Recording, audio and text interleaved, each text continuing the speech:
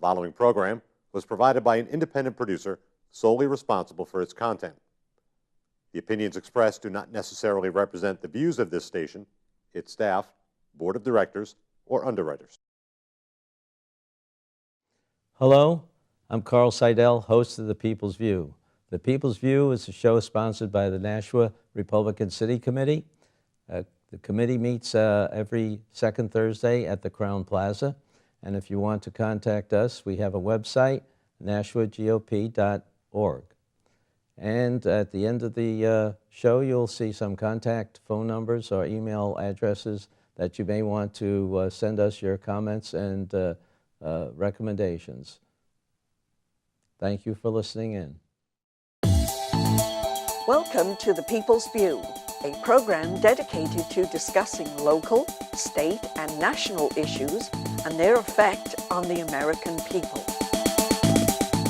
The People's View provides a platform for state representatives and national figures to present their viewpoint. Whether it's social, economic, or financial topics, you'll hear it on The People's View.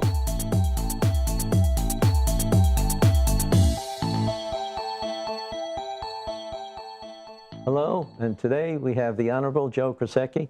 Joe, you were in the House in 2010 to 2012. Tell us a little bit about what you did and what committee you were on and what you want to do this time when you get elected. Glad you asked, Carl. I was on the Constitutional Recodification Laws Committee, Dan Itz's group, where we examined laws for constitutionality, looked at sunsetting some laws that are no longer valid or have no reason to be. And we also introduced several bills of our own, many of which did not make it because I find that a lot of the constitutional questions required a lot more thought and a lot more detail than I expected them to. What did we do? What did I do while I was in this House? I had several things. One of the things was working with the Speaker and other members to balance the budget. The state was in quite a problem with deficit, and we had to do some cutting and some changes around, which in some cases were painful, but we balanced the budget. In fact, I'm kind of proud of that because it was treated as a business, not as a what can we spend. Yeah, although people complained about you cutting, I forget how many percent off the previous budget. 11% it was, 11%, that it was going to do all sorts of bad things, but I didn't see anything happen, and you had almost perfect estimates on income. It was, I hand that to the Ways and Means people and the budgetary people, several of which are my friends, and I don't know how they could be that accurate. I've been in business, worked in business all my life, several businesses, started 2 businesses, and I've had to live by budgets and income, profitability, and it was difficult to do that, and they made it look easier than it really was. There was a little experience on that, I think. I believe there was a lot of experience on that. And as a side thing, I was also on the prison, the outsourcing plan that they thought they wanted to look at. This was the where we looked at the medical, I visited every prison in the state. We looked at medical, the guards, the mental health, the pharmacy, and other things. And we came to some conclusions on that. There are things that should be outsourced, and one of the things, in my opinion, should not be outsourced is the guard system. There's a lot of native knowledge there that they possess. When we walked through, when I felt uncomfortable walking through with a warden and one of his guards and no weapons or anything amongst the prisoners, they knew who the violent, who the problems were, they knew who weren't, and they said, you have nothing to worry about here. We know these guys. These are people who want to get out and do something. And it was an education on my part, and I saw a lot of hope for things, particularly with the women's prison, which they're now breaking ground on. We found that we needed a new one. It was, I thought, sorely in need of replacement. We also looked at the possibility of replacing the, or adding on or building across the street from the Concord prison. We visited the Berlin prison, which was relatively new, both the federal and the state. And the federal wasn't occupied at the time, but the warden took us through anyway. And I thought there was a lot of efficiencies. One of the efficiencies that probably will not work well is outsource. They do outsource some of the prisoners to various states, but outsourcing the prison guard system, I don't believe would work well because it hasn't in Arizona and several other places, when the incentive is to get the contract and then downsize after they've got you, after you've dispensed all of your people who have the experience and they've got you wrapped around their finger. You cannot stop prison contract on a dime and replace it with someone else. And I thought that would be holding us hostage there. So I kind of was against that. You also had some other legislation that you were proud of that you helped pass. Probably the one I'm the most proud of is the Parental Notification Act.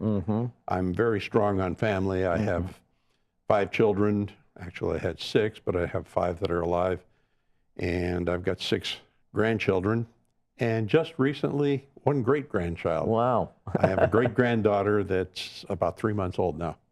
And it made me look at it a little differently. Yeah. But the Parental Notification Act that we passed, and I felt extremely well when we overrode the governor's veto. I thought that wasn't very smart of him to veto that, because being a parent, when you can have a child the age of 13 or 14, requires a parental notification to the school to get an aspirin or take medication of any kind. Yet the school guidance counselor or a teacher can take that child up to the abortion clinic, have an abortion, which is a serious medical, without even telling the parents. And there was a case that I heard of where this did happen, and the girl did not tell her parents, and she was hemorrhaging and darn near died. And the parents were furious over it, yet they could not file a lawsuit against the school because they were protected. Well, not anymore. Okay, well, that's good too. I realize that. I've backed that myself. Just to add to that, I get a lot of emails, hundreds of emails, and I try to answer every one of them. Well, that was the heaviest email traffic I have ever gotten, so I thought I would count them. I got 8, after the law passed, but when it was vetoed, I had 856 replies, mostly from my area in Nashua, but from all over the state. And these are citizens of the state, not outside people. I kept every single one of them. They all said, please, please, for many, many reasons, override this veto. And I had, out of that 856, 4 of them said sustain the veto. And I said, it didn't matter. It was totally bipartisan. Right. It had to be. These were people from every walk of life. It touched a nerve. And the governor either failed to see it or was calloused about it. As personable as he is, and I've talked to him several times, I couldn't understand why he did that. It just didn't make sense. But I'm proud that we made it go. Well, it's certainly something that I can't understand how you can, let it go. I mean, have that situation exist. The parents have to get involved in everything. I mean, that's continuing in with education now, too. Yes. What do you think of the situation with what they're pushing Common Core? Common Core is absolutely wrong. And I've been through the educational system from high school. I've got 2 master's degrees and in diverse subjects, in psychology as well as analytical chemistry. And I've also gotten a certain amount of credits. I thought I wanted a math degree and computer science degree, but that was more for my own pleasure. And so I've got several hundred credits, which and all I can say is a good teacher, you can't pay him enough. Bad teacher, we ought to get rid of them. There is no good system to do that. And Common Core debases education, I believe. I've seen some of the questions and some of the things they are stupid. They don't make sense psychologically unless you think in a paranoid way. They just don't make sense. And that puts a lot of people are beginning to think, too. I try to stay open-minded, but it does not make, even from a psychological point of view, it doesn't make sense. It dumbs down the kids. And arguments that people who are against Common Core don't want standards, that's not true. We want standards, but we want some kind of a control, local control, and it doesn't seem to be in the situation here in New Hampshire. That's a top-down control thing with Common Core, that we want to have the parents active participants, or at the very least, having a say in what happens or saying no. That they have a system now with books that many parents refuse to have their children read them, but it's reactive, it's not proactive. The book comes in, that school approves it, the teachers pass it out, make it mandatory reading, and the parents find out, then they can object. It should be before that somehow. Right. There should be a list passed out to take home. What do you think of these? Before they even issue these things. It should be the parents taking part. It's going to be interesting to see how our local school board here in Nashua reacts to it, since they're implementing Common Core. I'm against Common Core, and I will work with some other people that I know that there are some very good advocates in there. Doris is one of them, and Doris Hohensee, and several other people. Who's running for senator in your district? Yes, she is running for the office that Gary Lambert held, that I tried to hold. That was an experience in ground. I knocked on doors all over the city. But when you speak of education, Common Core is just plain wrong. Well, let's go over to the economy. What do you think that the legislature could do to help the economy here in that? Well, probably the best thing we can do is, the government always talks about growing jobs. The government can't grow jobs. Government has nothing it doesn't first take off the people, and then very ungenerously at times, or generously, give it back, but always less than what it took in. The government can't grow a job. The government can make the environment for them, for jobs to grow much more. It's like fertilizing the ground. And what we have in this state, the business, the BET tax and the business profits tax, we're rated, we think we have the New Hampshire advantage, yet we're like number 37 in the country. We're not that friendly to business. And our regulations, I'm familiar with the EPA regulations and our own environmental resources people, because I was on the receiving end of that. I had the largest and one of the last wet labs in BAE. I managed that for 12 years. And the problem is, they've gone beyond safety and they're getting more into social engineering. And that makes it harder. In fact, BAE, there was one law that I co-sponsored that was... The one on recycling? Yes, on waste, which was, did not make sense. We want to recycle, and it had to do with alcohol and acetone. And we had a method of safely recycling this to reuse it, to use less. And they said the definition of the waste, it has to be treated as something. They were lost in the meanings of words than they were in the spirit of the law. They lost the spirit of the law and got lost in the letter of the law. We did, fortunately, have that reversed. Because, and I'll say this from the background, many companies would either stop their operations, move them. BAE threatened to move it down to either Lexington, which you would think Massachusetts is less user-friendly. No, New Hampshire has tighter regulations than Mass. I worked in Massachusetts as well. And Massachusetts works with you very well. If you lay out something that's logical. I have had them, I've invited them in, and I'm a very big fan of safety. And I like to say on my watch, I had no safety issues. Nothing, no one was ever hurt. There were things that we didn't always meet all the letter of the law, but we corrected it. I invited firemen in. I invited the state people in. Look at me, tell me what we need to do. But regulations have gone beyond safety, and that's where we've got to rein it in. Let's make it friendly for companies to want to do business, processing business, manufacturing. We need more manufacturing We don't need more service things. We can't grow the economy by taking each other's wash in.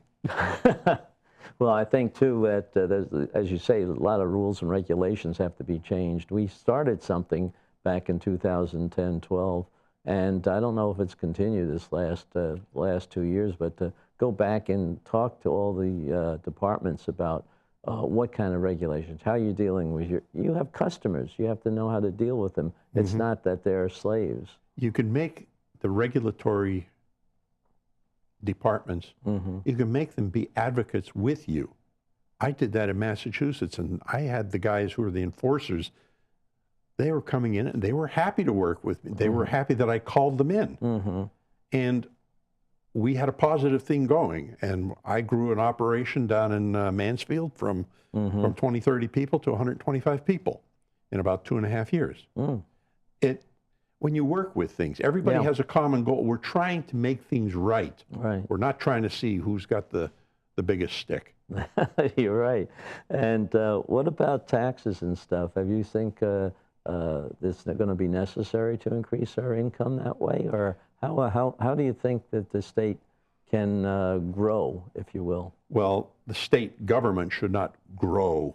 That's I think a wrong way to put it. But I think, first of all, I do not believe in casino gambling. I know I may be turning some people off with it, but gambling promises something for nothing to the poor people that property delivers to the rich. I think that was Ben Franklin said that.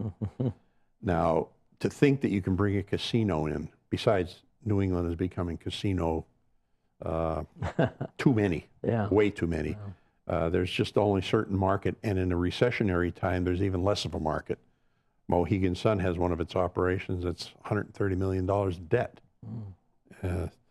New Jersey's closing. It creates nothing. Too. It's service jobs, and service jobs do not create. They help other manufacturing, mining, processing, farming, things of this nature produce wealth. All the others assist it to grow more wealth.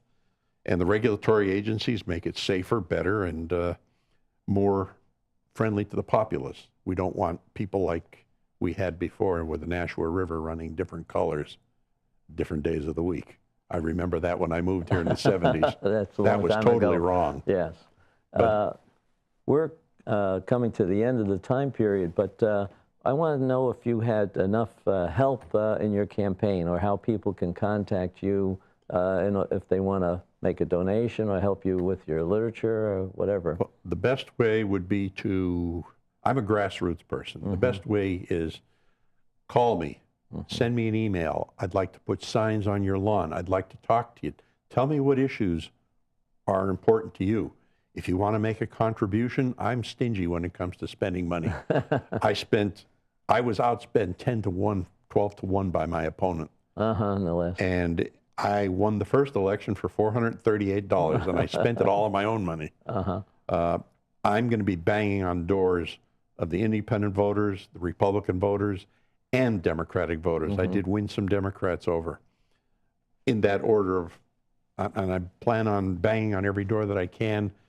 For the primary first, I'd like to get the support of the undeclared independents as well as Republicans. I realize I have to win that first, and then go after the general election, where I will hit everybody door to door in my district. And the information's on the videotape here, and would you just repeat it? Yes, my telephone number that I can be reached on, I have two numbers. One of them is my cell phone, and I take the calls on that. As long as it's an area code 603-978 or 508, it's none of these these robocall things. It's 603-765-1135. And my home in the evenings, I'm home 603-888-2956. And the best way is my email, which I get into 2 to 4 times a day. That's joekras@myfairpoint.net. And I'm asking everyone for their support, their votes. If you can't afford in this lean economy to give me something towards my handouts and my signs, that's great. I'm going to do it. And if you can't, that's well too. I need your vote more. Mm-hmm. Well, very good. Thank you very much for this time, and good luck on your election. Thank you very much, Carl. Appreciate it.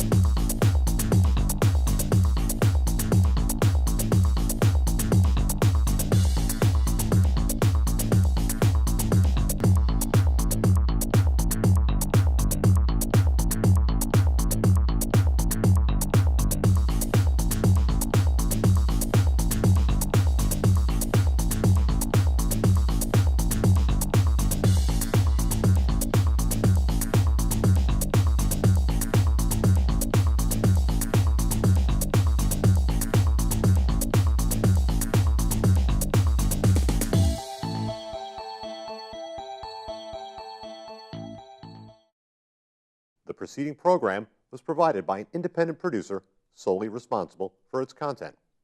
The opinions expressed do not necessarily represent the views of this station, its staff, board of directors, or underwriters.